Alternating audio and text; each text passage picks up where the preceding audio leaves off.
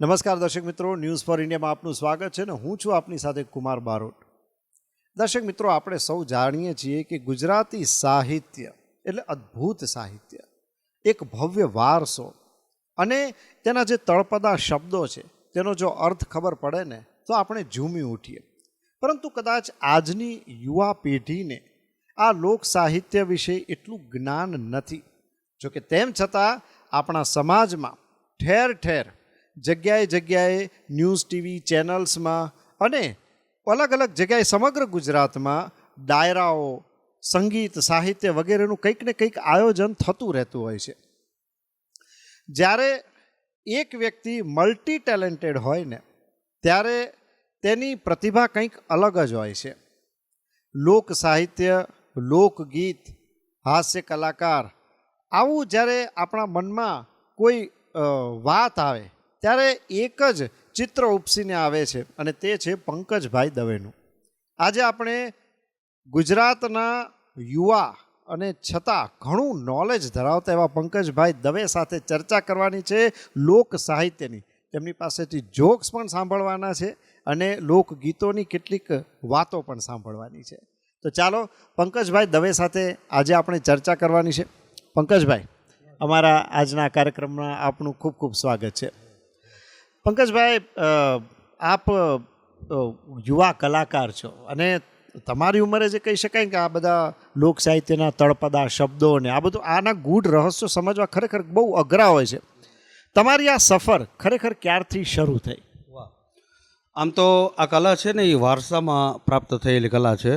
લોકસંગીત અમારા જીવનમાં, અમારા પરિવારમાં, અમારા કુટુંબમાં વણાયેલું છે અને નાનપણથી જ એક શોખ હતો કે લોકજીવનની વાતો, સાચી લોકજીવનની વાતો લોકો સુધી પહોંચે આવો પ્રયત્ન કરવો. એક ધૂન સવાર હતી નાનપણથી. એટલા માટે ગામડામાંથી અહીંયા શહેરમાં આવ્યા. આમ તો મૂળ વતન અમરેલી પાસે ચિત્તલ ગામ અમારું, અને ત્યાંથી લઈ અને મારા મોટા બાપુજી એટલે સ્વર્ગસ્થ બાલકૃષ્ણભાઈ દવે મને અહીંયા લઈ આવ્યા અને અહીંયા અમદાવાદમાં અમે લોક સાહિત્યના ડાયરાની શરૂઆત કરી. ત્યારથી લઈને આજ દી સુધી માત્ર ને માત્ર એક જ જીવનનો ધ્યેય, એક જ જીવનની ઈચ્છા કે સાચી વાતો અને સાચું સાહિત્ય લોકો સુધી પહોંચે. પંકજભાઈ, આ તમે બહુ જ મહત્વની વાત કરી, સાચી વાત અને સાચું સાહિત્ય. ક્યાંક એવું લાગી રહ્યું છે કે ઘણી બધી જગ્યાએ લોક સંગીત કે લોક સાહિત્ય સાચું નથી પીરસાતું, અને આવું સાંભળો છો ત્યારે તમે કેવું અનુભવો છો? ઘણું દુઃખ લાગે. આપ કીધું એમ કુમારભાઈ, આમાં કેવું છે કે મને એક જ વાત, મેં એક વખત એક બહુ સારા કલાકાર પાસેથી એવું સાંભળેલું.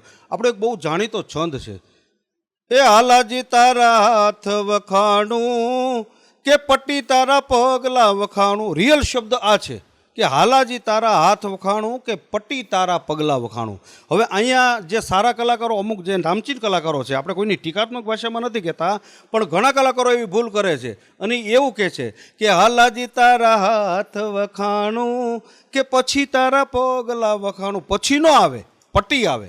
અને એની ઉપર એક મોટો આમ તો ઇતિહાસ છે, પણ બહુ ટૂંકમાં તમને વાત કરું તો કે જામનગરના હાલાજી નામના દરબાર ઘોડી ઉપર સવાર થઈ, પટ્ટી નામની ઘોડી ઉપર સવાર થઈને ધમા બગડતા બગડતા કરતાં કરતાં દુશ્મનોના માથા વાઢે જતા હતા. એ સમયે ત્યાં કોઈ કવિરાજ નીકળ્યા, કોઈ બારોટજી નીકળ્યા. બારોટજીએ આ દ્રશ્ય જોયું એટલે હાથમાં 2 તરવાર હતી, એનાથી દુશ્મનના માથા કાપ્યા જતા હતા. એમાં ઘોડી ઉપર સવાર હતા અને એ ઘોડીનું તિરાડની અંદર જમીનમાં તિરાડ પડી ગઈ હોય, એમાં એનું ડબલું ફસાઈ ગયું ઘોડીનું.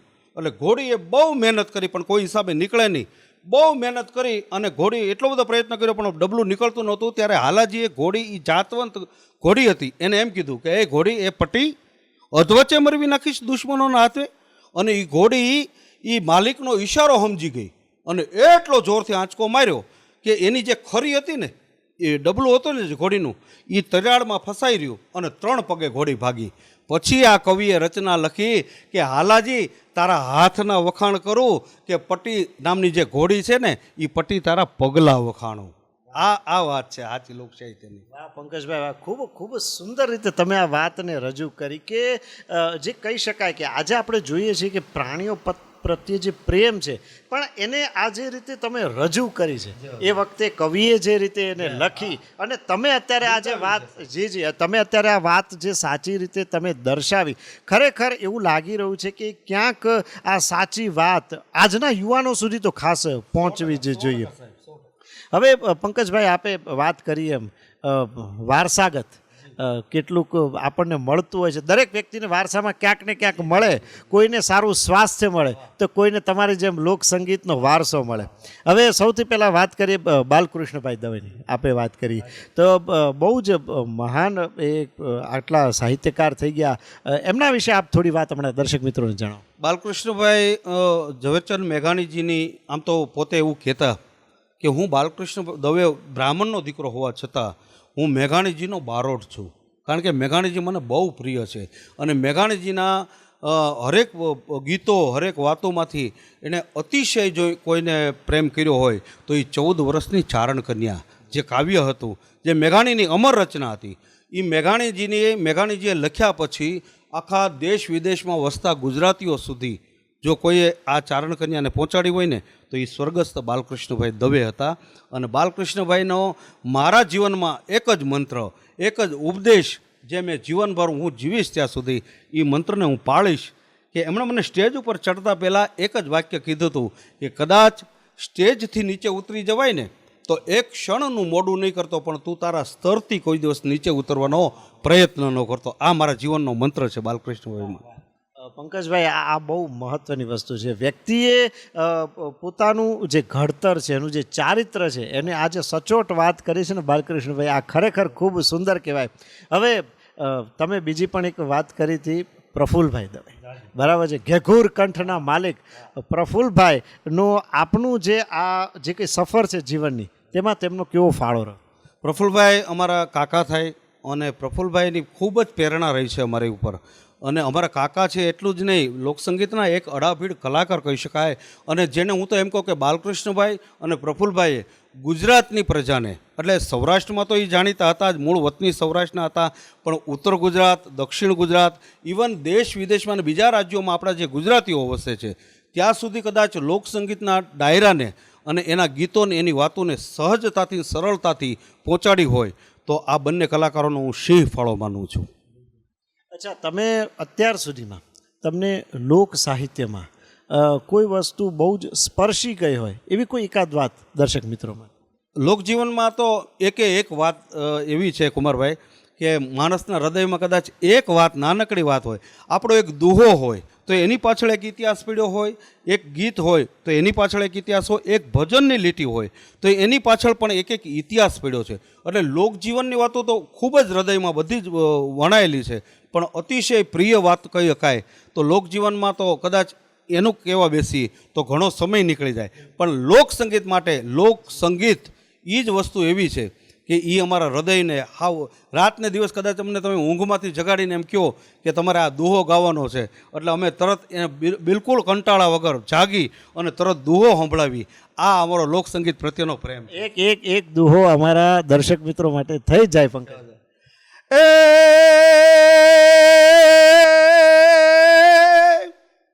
વાતું વગતાળી જૂજ રે, વાતું વગતાળિયું આને જણ જણ જુજવ્યું, એ આમાં જેડા જોને માનવી, એ આ તો હેડી વાતળિયું. જેવો માણસ હોય ને એવી વાત થાય, એનું નામ દુહો છે સાહેબ. પંકજભાઈ, આ એમ થાય છે કે બસ આ રસથાળ તમે પીરસતા રહો ને અમે સાંભળતા રહીએ. આપે વાત કરી ઝવેરચંદભાઈની. ઝવેરચંદભાઈએ તો અખૂટ સાહિત્ય લખ્યું છે. એમની કોઈ એક બે વાતો કે એમની કોઈ એક બે જે કોઈ લખેલું છે એમાંથી કંઈ પણ આપને પસંદ હોય તો પ્લીઝ રજૂ કરો. મેઘાણીજી રાષ્ટ્રીય શાયર ઝવેરચંદ મેઘાણી, જેને રાષ્ટ્રીય શાયરનું બિરુદ મહાત્મા ગાંધીજીએ આપેલું. અને મેઘાણીજીના તો જીવનમાં હાડોહાડમાં સાહિત્ય હતું, પણ મેઘાણીજીના અંગત જીવનમાં બની ગયેલી એક વાત મને બહુ ગમે છે. આ વાત મને બહુ પસંદ છે એટલા માટે કારણ કે મેઘાણીજીએ પોતે એના પુસ્તકની અંદર લખેલું છે કે મેઘાણી એક વખત લીંબડીથી ટ્રેનમાં બેસીને બોટાદ જતા હતા અને એમાં રાણપુર નામનું સ્ટેશન આવે અને સ્ટેશનમાં ટ્રેન ઊભી રહે, એમાં 70-80 વર્ષના એક બુજુર્ગ માજી એને એના આમ ભિક્ષાપાત્ર લાંબો કરી હાથ લાંબો કરીને કીધું કે શેઠ મને ક્યાંક આપો.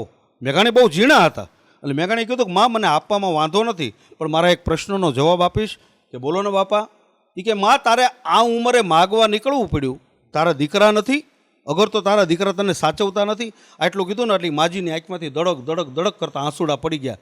એટલે મેઘાણીને એમ થયું કે મારી કાંઈક ભૂલ થઈ ગઈ. એટલે નીચે ઉતરીને કીધું કે માં તારી આંખમાં આંસુડા આવી ગયા, મારી કાંઈ ભૂલ થઈ ગઈ. અને ત્યારે એ માજી કીધું કે ના શેઠ તમારી કાંઈ ભૂલ નથી થઈ, પણ મને મારો દીકરો યાદ આવી ગયો. તમે કીધું ને કે તારા દીકરા નથી, અગર તો તારા દીકરા તને સાચવતા નથી તો સાંભળો શેઠ, દીકરા એક નહીં, બે નહીં, ત્રણ નહીં, ચાર દીકરા હતા. પણ ગાંધીજીની આઝાદીની લડત હાલે છે ને એમાં ચાર દીકરા કામ આવી ગયા છે. હવે હું માગું નહીં તો બીજું શું કરું. અને ત્યારે મેઘાણી છાતી પકડીને બેસી ગયા અને મેઘાણી ભાવનગર શામળદાસ આર્ટ્સ કોલેજની અંદર સમબડીસ ડાર્લિંગ નામની જે ઇંગ્લિશ કવિતા ભણ્યા હતા એનો અનુવાદ કરી અને એ મેઘાણીએ એ માજીને કીધું કે એ માં આ તારી જોડી છે ને એ માગવાની નહીં પણ આ તો રક્ત ટપકતી જોડી છે. ત્યાંથી એક ગીતનું સર્જન થયું જે મેઘાણીએ પોતાના શબ્દમાં લખ્યું છે. એનો એક અંતરો મને સંભળાવવાની ઈચ્છા થાય છે. આજ કુમારભાઈ તમારી રજા હોય તો એ સંભળાવી દઉં. હા. અને મને આના શબ્દો બહુ ગમે છે કારણ કે આ દેશના શહીદો માટે થઈ અને મેઘાણી જે એ સમયમાં લખેલું એ રક્ત ટપકતી સો જોડી તેથી સમરાંગણથી આવે કે સરવરણી સમર સેવિકા કોમળ સેજ બિછાવે કે ઘાયલ મરતા રે ભારત માની આઝાદી ગાવે કે ઘાયલ મરતા રે માતની આઝાદી ગાવે. આ મેઘાણીની અમર રચના સાહેબ. મા પાસે કદાચ માગવાની વાત આવે ને તો અમારો ચંદ વરદાયની ચંદ બારોટ એમ કહે છે કે મા પાસે માગવું હોય તો શું મગાય. એક જ છંદની અંદર મા પાસે બધુંય માગી લીધું. જોજો આ ચંદ બારોટે હો. એ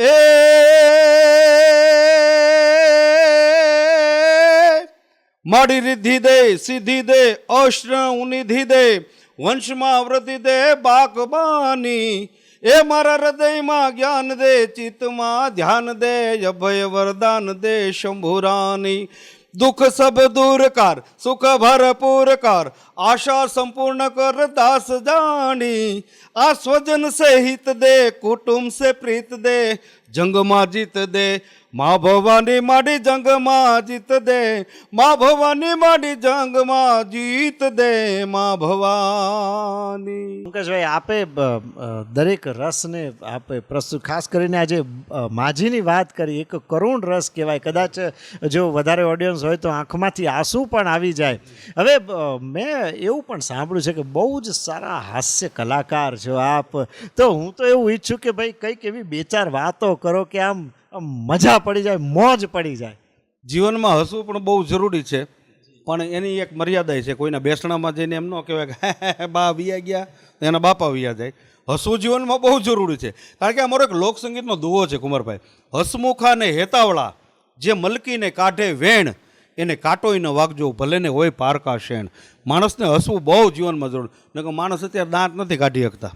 ઘણી પોઝિશન એવી હોય છે કે અને અમને તો જાતના ભાતના માણસો મળતા હોય. એમાં આપણે ઘણા માણસની પ્રકૃતિ તમે જોજો, નજર સામે જોવે ને છતાંય પૂછે. એટલે સમજી લેવું કે આ માણસની નબળાઈ એક જ છે, નજર સામે જોવે છતાંય પૂછે હો. હા, એને એક વર્ષો પહેલાંની તમને એક વાત કરું. આપણે અહીંયા પેટ્રોલ પંપ એસટી સ્ટેન્ડની સામે પેટ્રોલ પંપ હતો તો પૂછપરછની બારી ઉપર કોઈ બસનો ટાઈમ પૂછવા જ ન જાય. બોલો ઓલા પેટ્રોલ પંપવાળાને જ પૂછે. એ કે હે ભાઈ રાજકોટની બસ, ઓલો કે 12:30. એ કે બસ પછી નહીં. એ કે 1:30 વાગે છે ને. એ કે બસ પછી નહીં. અરે કે 2:30 વાગે છે વયા લીંબડી, તારે ક્યારે જવું? એ કે કોકવાર જવું હોય તો કામ લાગે. આવા હેરાન કરે. એટલે ઓલો પેટ્રોલ પંપવાળાએ કંટાળીને બોર્ડ માર્યું. એ કે બસનો ટાઈમ અહીં ન પૂછવું. તો એક જણો પહોંચી ગયો. એ કે અહીં ન પૂછવું તો ક્યાં પૂછવું? ઓલાએ મોટું બોર્ડ માર્યું. એ કે બસનો ટાઈમ અહીં ન પૂછવો, બસનો ટાઈમ સામે પૂછવો. તો એક જણો પહોંચી ગયો કે સામે ક્યાં પહોંચવો? પછી તો ઓલો કંટાળી ગયો પેટ્રોલ પંપ એણે મોટું બોર્ડ માર્યું. એ કે અહીં કોઈએ કાંઈ ન પૂછવું. તો એક જણો પહોંચી ગયો. એ કે પહેલાં અહીં બધા શું પૂછતા હતા? ઓલો છેવટ કંટાળી અને પેટ્રોલ પંપ કાઢી અને વડોદરા ભેગો થઈ ગયો. વડોદરામાં જઈને એણે પંપ નાખ્યો. ન્યાય એક જણો એ કે તમે અમદાવાદમાંથી પંપ કાઢી નાખ્યો, ઓલો કે અહીંથી વિયોજન કરે, અહીંથી નહીં કાઢી નાખી. હા, જેને નડવું જ છે એ તો જીવનમાં. અને હાસ્ય તો એવી વસ્તુ છે, આમ તો મારી તમારી દ્રષ્ટિ હોય ત્યાંથી હાસ્ય મળે. હા, મારા ઘરની વાત કરું કે તમારા ઘરની વાત કરું, સાહેબ ગમે ત્યાં દ્રષ્ટિ કરી હાસ્ય તો ગમે ત્યાંથી મળે. મારા દીકરાની જ વાત કરું. હા, મારો દીકરોનું હમણાં બે ઘરે બેઠા હતા, એમાં મહેમાન આવ્યા. તો મેં મારા દીકરાને કીધું કે જા બેટા મહેમાન આવ્યા, મહેમાનનું સ્વાગત કરવું જોઈએ. ક્યાંક લઈ આવી તો અડી કાઢીને રિક્ષા લઈ આવ્યો. એ કે મહેમાનને જય શ્રી કૃષ્ણ કરતા ફાવે. હા, એટલે અત્યારના આ છોકરાઓ તો જો કે અત્યારના બાળકો તો બહુ ઇન્ટેલિજન્ટ છે. અત્યારના છોકરાઓને બહુ વતાવાય નહીં, આની સામે કાંઈ બોલાય નહીં. હા, નકર છોકરાઓ અત્યારે ગોટે ચડાવી દે એવા છે ખરેખર. હો, હમણાં કુમારભાઈ એક અહીંયા અમદાવાદ સેટેલાઇટમાં એક 10 માળનું બિલ્ડિંગ છે, ત્યાં એક શાંતિભાઈ કરીને મારા મિત્ર છે. મારે શાંતિભાઈને મળવા જવું, નીચે એક છોકરો રમતો હતો. મેં બેટા શાંતિભાઈ, મને કે અંકલ શાંતિભાઈ તો 8મા માળે રહે છે, લિફ્ટ બંધ છે, લાઇટ નથી, સીડી ચડીને જવું પડશે. મેં કીધું હાલ બતાય, મારે કામ છે. અને કુમારભાઈ મને 8મા માળે લઈ ગયો. હું તો પરસેવાથી રેપ જેપ ને હા ધમણ થઈ ગયો. ત્યાં જઈને ઓલો છોકરો મને કે આ તાળું માર્યું નહીં ઘર શાંતિભાઈને. એટલે મેં કીધું શાંતિભાઈ મને કે નીચે ઊભા છે ને, એ કે તમે તો ઘર બતાવવાનું કીધું હતું. મેં તું કોનો? મને કે શાંતિભાઈનો. એટલે આ બાળકોને અત્યારે બતાવવા એવા નથી, પણ હાસ્ય છે ને મારી દ્રષ્ટિએ એવું હોવું જોઈએ. હાસ્ય છે એ નિર્દોષ અને નિખાલસ હોવું જોઈએ. કોઈ વિકલાંગતા ઉપર, કોઈ ધર્મ ઉપર, કોઈ સંપ્રદાય ઉપર જાય ને એને હું હાસ્ય નથી માનતો. હાસ્ય નિર્દોષ અને નિખાલસ હોવું જોઈએ. પંકજભાઈ, આપે બહુ જ સરસ વાત કરી કે નિર્દોષ નિર્ભેળ હાસ્ય એ જ ખરેખર આપણને સાચો આનંદ આપે છે. હવે પંકજભાઈ, નવરાત્રિ નજીક આવે છે અને સાંભળ્યું છે કે મા ઉપર તમે બહુ સરસ બોલો છો. જગતજનની મા હોય કે આપણી સગી મા હોય, મા ઉપર કંઈક તમે થોડા વાક્યો નવરાત્રિ વિશે અને સગી મા વિશે પણ હોય તો એ પણ જે રીતે કહેવા માંગો. આમ તો નવરાત્રિ અને ગરબા આનોય બહુ સરસ અર્થ છે. ગરબો, ગરબા, આપણે એમ કહીએ ગરબા તો ગ એટલે ગાવું, ર એટલે રમવું, ગ ર બા, બા કહેતા મા પાસે ગાયને રમવું, એને ગરબા કહેવાય. આ પહેલો એનો નવરાત્રિનો મોટો અર્થ એ જ થાય છે. અને બીજું, આ નવરાત્રિ આવી રહી છે ત્યારે તો યુવા હૃદય તો આમ હિલોળે ચડશે. ત્યારે મારા તમામ દર્શક યુવાન મિત્રોને પણ હું એમ કહું કે આ માની ઉપાસનાનું પર્વ છે સાહેબ. આપણે ત્યાં 2 નવરાત્રિ છે, એક ચૈત્રી નવરાત્રિ, અનુષ્ઠાનની નવરાત્રિ કહેવાય, અને આ આસોની નવરાત્રિ છે એ મા પાસે રમવાની નવરાત્રિ છે.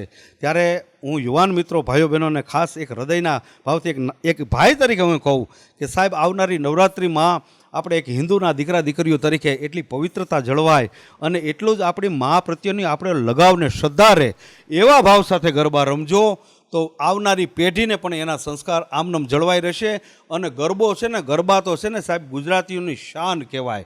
હા, કદાચ આપણે બીજા પ્રાંતમાં, બીજા રાજ્યમાં જાય અને તમને એમ કે તમારું ક્યું સંગીત વખણાય, તો એક દાદાગીરી સાથે ગુજરાતી તરીકે એને છાતી ઠોકીને એટલું કહી દો કે અમારા ગુજરાતમાં બીજા સંગીત ક્યાં વખણાય એની અમને બહુ લાંબી ખબર નથી, પણ અમારા ગરબાની તોલે કોઈ ન આવે, અમારા ગરબા વખણાય સાહેબ. હા, એટલે નવરાત્રિ છે ને એ તો માની ઉપાસનાનું પર્વ છે.